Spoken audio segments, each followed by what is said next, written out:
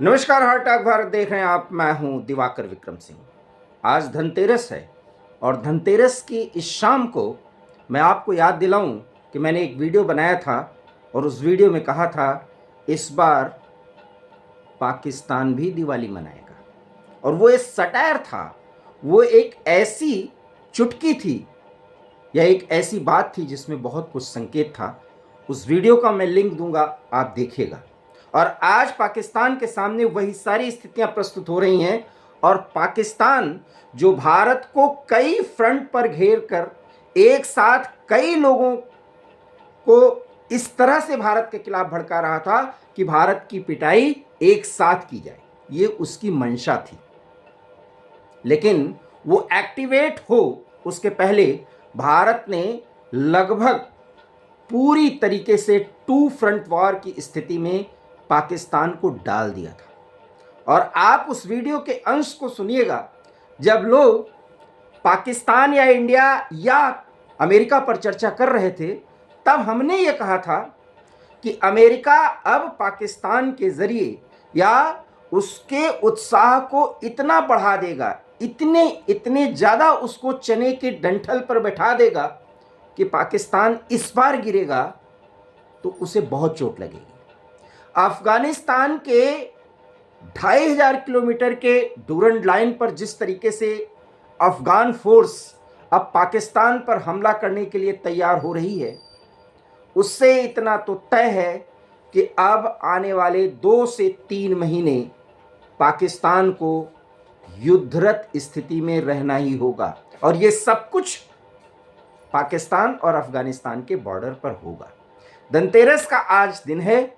आज पाकिस्तान ने जिस तरीके से अफगानिस्तान में कहर बरपाया है, एरियल अर्थात हवाई बमबारी करके, क्योंकि पाकिस्तान इस क्षेत्र में प्रभावी रूप से ऐसा ही काम करेगा।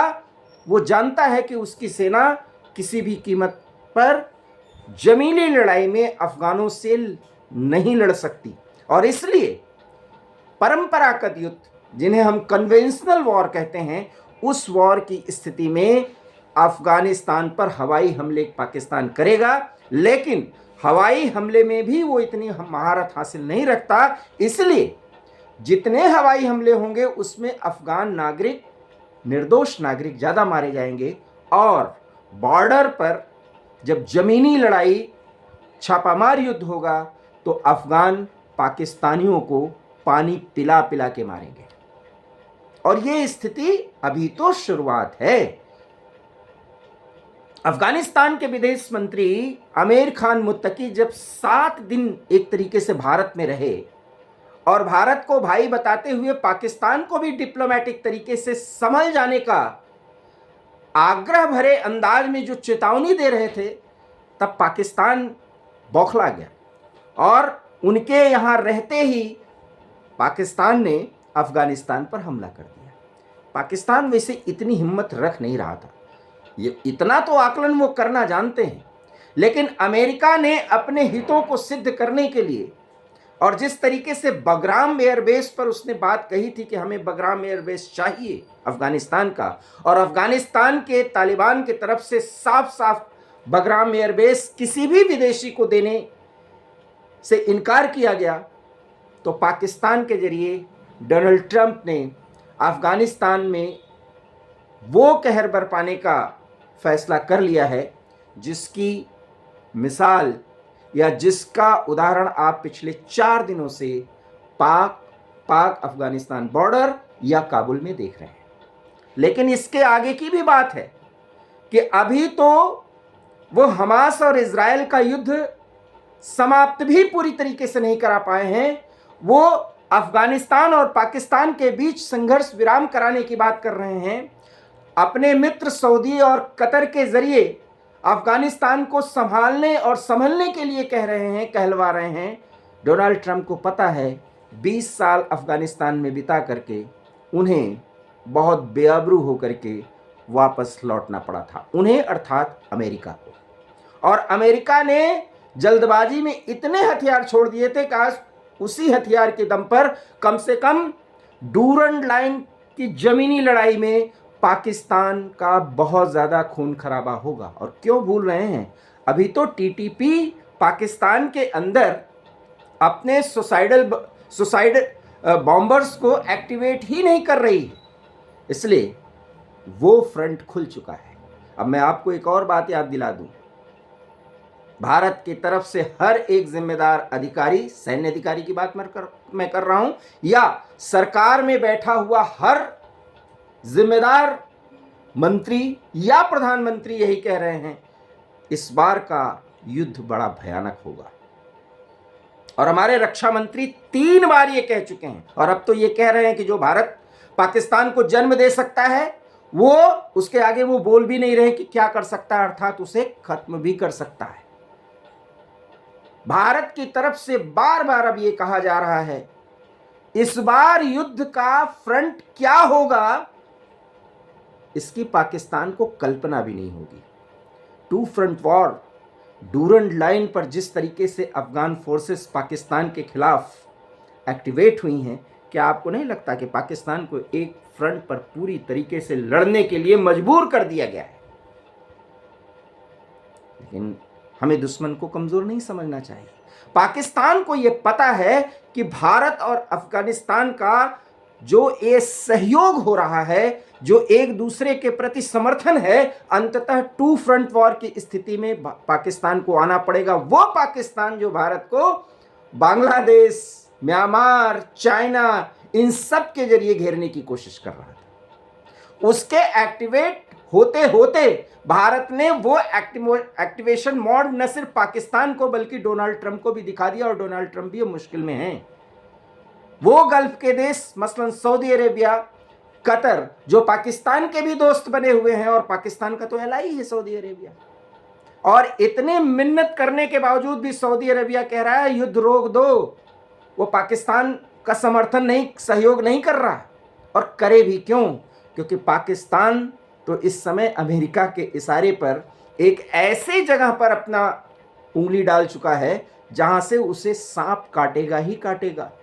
इसलिए हवाई बमबारी करके अफगानिस्तान के क्रिकेटरों को मार सकता है पाकिस्तान, अपनी पीठ थपथपा सकता है, और उसकी एवज में ट्रंप एडमिनिस्ट्रेशन से वो पैसा भी पा सकता है। आसिम मुनीर और शहबाज शरीफ पाकिस्तान की तरफ से डोनाल्ड ट्रंप का तलवा चाट करके पाकिस्तान को कुछ दिन के लिए महफूज तो रख सकते हैं, लेकिन अभी तहरीके तालिबान का एक्टिवेशन पाकिस्तान के अंदर तो शुरू ही नहीं हुआ। इसलिए 2 फ्रंट वॉर ही नहीं बल्कि 3 फ्रंट वॉर पर अब पाकिस्तान को जाना पड़ेगा। शायद ये पाकिस्तान को सुन लेना चाहिए, समझ लेना चाहिए, लेकिन वो बौखलाहट में एक ही काम करेगा जिसका जिक्र मैं बार बार करता हूं। जब भी पीओके का, बलूचिस्तान का, सिंध का, पंजाब के कुछ एरियाज का, या तहरीके लब्बैक जो इस समय पाकिस्तान में सरगर्म है, उसका जिक्र आता है, तो मैं कहता हूं पाकिस्तान के लिए सबसे सुविधाजनक रास्ता है अपने बिखरे हुए देश को, आवाम को एक करना, कि वो सिर्फ भारत के खिलाफ मोर्चा खोल भर दे। और आसिम मुनीर और वहां की खुफिया संस्था आईएसआई को यह पता है कि करना क्या होगा अगर भारत के खिलाफ फ्रंट खोलना है।